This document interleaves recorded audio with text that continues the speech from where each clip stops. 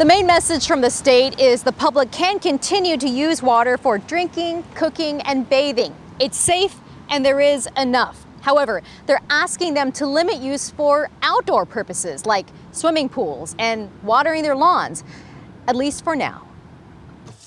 Chlorine is a miracle of the 20th century. You might not think twice about that until something happens to that miracle's supply chain. It's really prevented illness and death for the past, ever since we started instituting it in public water systems. Now water systems across the Northwest are bracing for a chlorine shortage.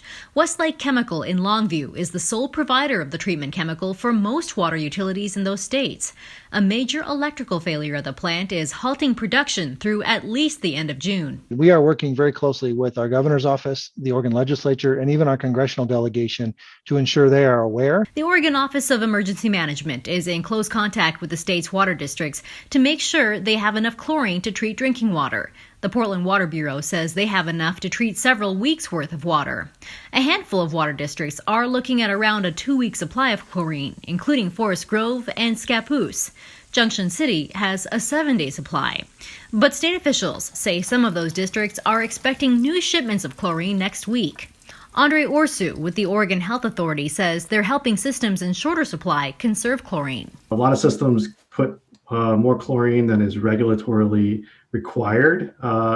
It doesn't affect health and the quality of the drinking water. So there is some leeway that we can conserve chlorine, reduce the levels, but still provide some safe drinking water to water users. The Westlake Chemical setback comes on the heels of a national chlorine shortage. Last year's spike in demand and a chemical plant fire in Louisiana were all factors. And I have a way to boil water if I was worried about, there being a lack of chlorine in the water, but I guess we do take it for granted. State officials will check in with water districts every day to monitor their chlorine supply.